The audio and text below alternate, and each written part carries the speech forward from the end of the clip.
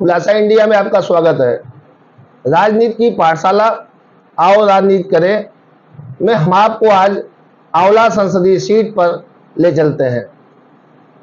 तीसरे चरण में उत्तर प्रदेश का जो चुनाव होने जा रहा है 7 मई को, उस पे आंवला संसदीय सीट भी एक संसदीय सीट का मतदान होगा।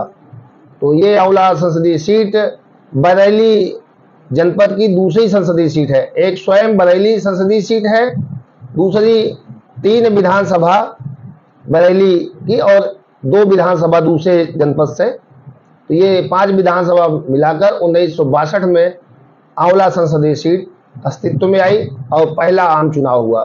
देश में पहला आम चुनाव 1952 में हुआ, जैसा कि आप भी जानते हैं। फिर 1957 में दूसरा चुनाव हुआ। तीसरे चुनाव में 1962 में पीली यहाँ पर चुनाव आंवला संसदीय सीट का हुआ। तो आंवला संसदीय सीट का हम आपको इतिहास, वहां का जातीय समीकरण और चुनावी गुणागणित आज हम बताना चाहते हैं कि आंवला संसदीय सीट पर कब कौन सांसद रहा और कौन इसका प्रतिद्वंदी रहा और किस दल से रहा।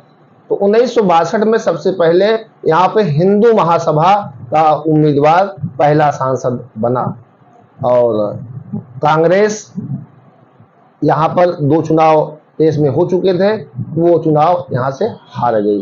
तो सबसे पहले हम आपको बता दें कि हिंदू महासभा का वह उम्मीदवार कौन थे जो आंवला संसदीय सीट पर पहली बार सांसद निर्वाचित हुए। तो हम आपको बताएं कि यहाँ पे आंवला संसदीय सीट पर स्वर्गीय ब्रजभान सिंह आछू बाबू पहले सांसद निर्वाचित हुए। 1967 में कांग्रेस को यहाँ से जीत मिली और सावित्री श्याम यहाँ की सांसद निर्वाचित हुई और 1977 में आपातकाल के समय कांग्रेस से यह सीट हाथ से चली गई और सावित्री श्याम 2 बार सांसद रही, एक बार 1967 में, दूसरी बार 1971 में, तीसरी बार कांग्रेस का माहौल देश में खराब हुआ क्योंकि आपातकाल लगा हुआ था। उसके बाद चुनाव हुआ तो यहाँ पे सत्ता विरोधी लहर में चौधरी चरण सिंह की पार्टी लोकदल इस सीट पर कब्जा जमाया, लेकिन 1980 में जनता पार्टी के प्रत्याशी जयपाल सिंह कश्यप ने इस सीट को लोकदल से छीन लिया। साल 1984 की बात करें तो यहाँ पर कल्याण सिंह सोलंकी सांसद निर्वाचित हुए और ये कांग्रेस के अंतिम उम्मीदवार थे। उसके बाद कांग्रेस का आंवला संसदीय सीट पर खाता नहीं खुल सका। राजीव गांधी के नेतृत्व में 1984 में चुनाव हुआ था और पूरे उत्तर प्रदेश में लहर थी राजीव गांधी के नाम पर और इंदिरा गांधी की हत्या हो चुकी थी। राजीव गांधी युवा थे और राजनीति में आए थे नौकरी छोड़कर, इसलिए राजीव गांधी के नेतृत्व में जो 1984 का चुनाव हुआ वो बहुत सफल चुनाव रहा। तो ये 1984 में कांग्रेस यहाँ से चुनाव जीती थी। उसके बाद कांग्रेस का तब से खाता नहीं खुला। भाजपा की बात करें तो यहाँ पर कुल 15 बार चुनाव हो चुके हैं। 15 बार के चुनाव में आंवला संसदीय सीट पर 6 बार भगवा ध्वज का पताका यानी कमल खिल चुका है और झंडा कमल का फहरा चुका है। तो इस तरीके से 89 में भारतीय जनता पार्टी आंवला संसदीय सीट पर अपना खाता खोलती है। राजवीर सिंह पहले सांसद भारतीय जनता पार्टी निर्वाचित होते हैं और यह सीट 1989 से 1991 में यानी 2 बार भारतीय जनता पार्टी के राजवीर उम्मीदवार रहते हैं, उनके खाते में जाती है। 1996 में सपा प्रत्याशी कुंवर यहाँ से सांसद बनते हैं।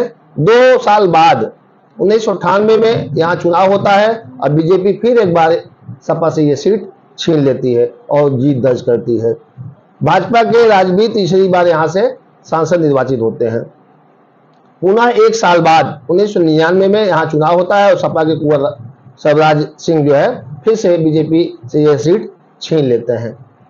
साल 2004 की बात करें तो साल 2004 में जदयू यानी जेडीयू और का गठबंधन होता है भारतीय जनता पार्टी से। कुंवर सर्वराज सिंह उम्मीदवार होते हैं और यह सीट कुंवर शिवराज सिंह फिर से तीसरी बार वो आंवला संसदीय सीट से सांसद निर्वाचित होते हैं। तो ये हमने आपको बताया कि 1952 में आम चुनाव हुआ था, फिर 57 में हुआ, फिर तीसरा चुनाव 1962 में हुआ तो आंवला संसदीय सीट का गठन हुआ और आंवला संसदीय सीट पे पहला चुनाव हुआ। तो हम आपको बताएं कि सबसे पहले आंवला संसदीय सीट पर कितनी विधानसभाएं हैं। 5 विधानसभा आंवला संसदीय सीट के अंतर्गत आती हैं, जिसमें शेखपुर, दातागंज, फरीदपुर, सुरक्षित, भिठारी, चैनपुर और आंवला सीट शामिल है। इसमें फरीदपुर, भिठारी, चैनपुर, आंवला सीट बरेली जिले से है और शेष 2 सीट बदायूं जनपद से आती है। साल 17 में जो चुनाव विधानसभा का उत्तर प्रदेश में होता है, उस चुनाव में यहाँ पे सभी विधानसभाओं सीट पे भारतीय जनता पार्टी का डंका बजता है और चुनाव जीत लेते हैं। सभी 5 सीट पे भाजपा के विधायक निर्वाचित होते हैं। साल 2022 में जो सूबे में चुनाव होता है, तो उस चुनाव में शेखपुर सीट पर समाजवादी पार्टी को जीत मिलती है। बाकी शेष 4 सीटों पर आंवला संसदीय सीट की भारतीय जनता पार्टी के विधायक निर्वाचित होते हैं। हम अब बताते हैं 2004 के लोकसभा चुनाव में, वहां पर एक नजर डालते हैं कि 2004 के चुनाव में आंवला संसदीय सीट पर कौन प्रत्याशी जीता और किसको कितने मत मिले। 2004 में हमने बताया कि जदयू और भाजपा का गठबंधन था। कुंवर शिवराज सिंह जो है उम्मीदवार होते हैं। 2 बार वो समाजवादी पार्टी से जीते थे, तीसरी बार वो संयुक्त उम्मीदवार भाजपा और जदयू को होते हैं और इस बार चुनाव वो जीत जाते हैं और सपा के राजवीर सिंह को वो चुनाव में शिकस्त देते हैं। शिवराज सिंह को कुल 1,53,322 वोट मिलते हैं, जबकि सपा के राजवीर को 1,46,451 वोट मिलते हैं। वहीं तीसरे नंबर पर बसपा के सुधीर कुमार मौर्य रहते हैं। सुधीर को कुल 1,42,198 वोट मिलते हैं। अब हम बात करते हैं 2009 के चुनाव पर। 2009 का जो चुनाव हुआ था, उसमें सबसे बड़ी बात यह थी कि पीलीभीत की सांसद और इंदिरा गांधी की बहू मेनका गांधी अपने बेटे वरुण के लिए पीलीभीत संसदीय सीट से छोड़कर बरेली की जो दूसरी आंवला संसदीय सीट पर चुनाव लड़ती हैं। भारतीय जनता पार्टी उनको उम्मीदवार बनाती है और यहाँ पर 2009 में पीलीभीत को छोड़कर आंवला संसदीय सीट पर चुनाव जीतती हैं और सांसद निर्वाचित होती हैं और वो और उनका बेटा दोनों वरुण गांधी भी पीलीभीत से सांसद होते हैं। इस तरीके से मेनका गांधी चुनाव जीतती हैं। मेनका गांधी को इस चुनाव में 2,16,503 वोट मिलते हैं। वहीं समाजवादी पार्टी से धर्मेंद्र कश्यप को 2,08,822 वोट मिलते हैं।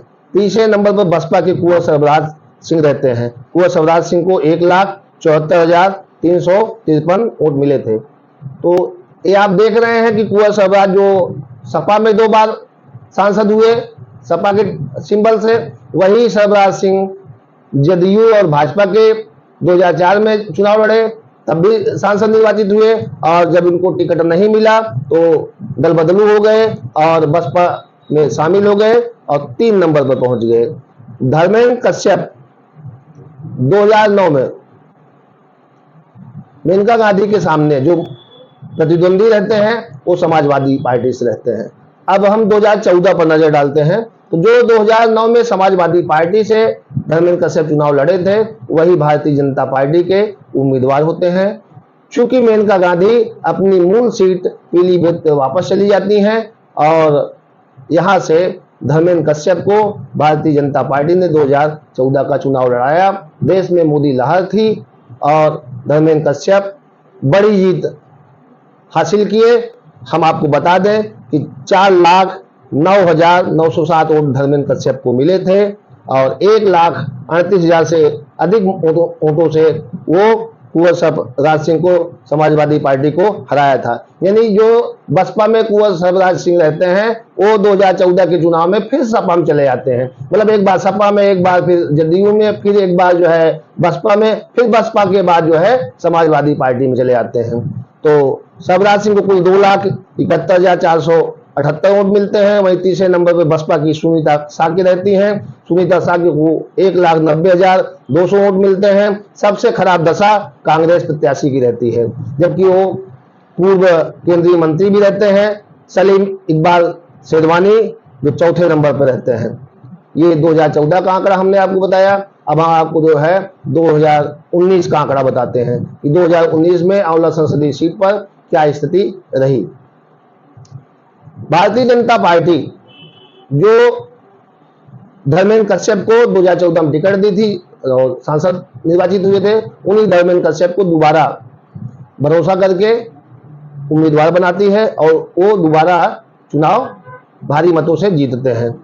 और इस बार उनको 50% से ज्यादा वोट मिलते हैं। धर्मेंद्र कश्यप को 5,37,675 वोट मिलते हैं, जबकि रुचि बीरा के खाते में 4,23,932 वोट मिलते हैं। बीजेपी ने चुनाव में साझा उम्मीदवार रुचि बीरा को 1,13,743 मतों से हरा दिया था। रुचि बीरा इस बार जो 2024 का चुनाव चल रहा है वो समाजवादी पार्टी से मुरादाबाद से उम्मीदवार रहती हैं। तो जो चुनाव 2019 को हुआ था उस बार उत्तर प्रदेश में समाजवादी पार्टी और रालोद सहित बसपा का गठबंधन रहता है। और सबसे खास बात यह रहती है कि धर्मेंद्र कश्यप पहले सपा में रहते हैं, फिर 2009 में जब चुनाव हार जाते हैं तो उनको जो है भारतीय जनता पार्टी 2014 में अपने दल में शामिल कर लेती है, उन्हें 2 बार टिकट देकर सांसद बनाती है। तो सबसे पहले अब जान लेना यह आवश्यक है कि आंवला संसदीय सीट पर कुल कितने मतदाता हैं। 17,70,446 वोटर हैं, जिनमें पुरुष मतदाता की बात करें तो 9,68,996 पुरुष मतदाता हैं।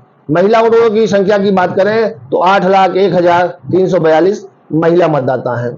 वहीं ट्रांसजेंडर मतदाताओं की बात करें तो 108 ट्रांसजेंडर मतदाता हैं। जो चुनाव 7 मई को होगा 2024 का, अब हम उस पर चर्चा कर लेते हैं कि क्या विपक्ष भाजपा की इस रथ को रोक पाएगा। धर्मेंद्र कश्यप को जो 2 बार चुनाव आंवला संसदीय सीट से जीत चुके हैं, उनका हैट्रिक विपक्ष जो कांग्रेस सपा संयुक्त उम्मीदवार है वो रोक पाएगा अथवा बसपा रोक पाएगी या नहीं रोक पाएगी, ये 4 जून को तय होगा। इस बार जो उम्मीदवार है आंवला संसदीय सीट से कुल उनकी संख्या 9 है और समाजवादी पार्टी से नीरज मौर्य चुनाव लड़ रहे हैं, कांग्रेस का समर्थन है। वहीं बसपा के उम्मीदवार आबिद अली हैं, आबिद अली भी हुंकार भर रहे हैं। इस तरीके से जो लड़ाई आंवला संसदीय सीट पर इस बार दिख रही है वह भाजपा और सपा के बीच दिख रही है और 4 जून को यहाँ परिणाम आएगा, तभी तय हो पाएगा कि आंवला संसदीय सीट पर धर्मेंद्र कश्यप हैट्रिक मार पाएंगे या अभी तक आंवला संसदीय सीट पर 1962 से लेके 2019 तक कोई हैट्रिक नहीं मार पाया है। तो धर्मेंद्र कश्यप भी रह जाते हैं, उनकी इच्छा पूरी हो पाती है या नहीं हो पाती है, ये देखने वाली बात होगी। तो सबसे पहले हम आपको ये बता दें कि ये रुहेलखंड क्षेत्र है और बरेली जिले की दूसरी ये संसदीय सीट है। आंवला यहाँ इसके जो नाम पड़ा आंवला, यहाँ काफी पेड़ और उसकी खेती होती है और इस क्षेत्र में जो है बरेली में 2 लोकसभाएं हैं।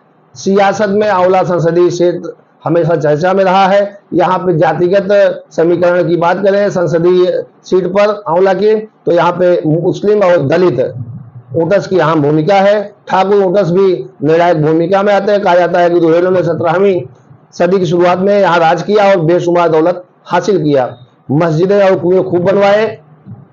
ये शहर खूबसूरत शहरों में गिना जाता है, लेकिन लखनऊ के नवाबों और फिर अंग्रेजों ने इस शहर को खूब लूटा। यूपी की जो 80 सीट है उसमें 24वां स्थान आंवला संसदीय का आता है। प्राचीन इतिहास रहा है कि उत्तरी पांचाल की राजधानी अहिच्छत्र के अवशेष बरेली आंवला तहसील के रामनगर गांव में मिले हैं, पर यही गुप्त कालीन दौर के सिक्के भी मिले हैं। ऐसा माना जाता है कि महात्मा बुद्ध भी अहिच्छत्र का दौरा किए थे। आंवला लोकसभा सीट के राजनीतिक इतिहास की बात करें तो यहाँ से इंदिरा गांधी की बहू मेनका गांधी भी चुनाव जीत चुकी हैं। तो 35% यहाँ पे मुस्लिम मतदाता हैं और 65% हिंदू मतदाता हैं। इस तरीके से हमने आपको आंवला संसदीय सीट के बारे में बताया और यहाँ पे 7 मई को मतदान होना है। देखना होगा कि यहाँ पे मतदान जो पहले चरण में जैसे हुआ और दूसरे चरण में हुआ उतना होता है कि मतदान प्रतिशत बढ़ता है। ये 7 मई को तय होगा और कौन सांसद बनता है ये 4 जून को तय होगा। धन्यवाद।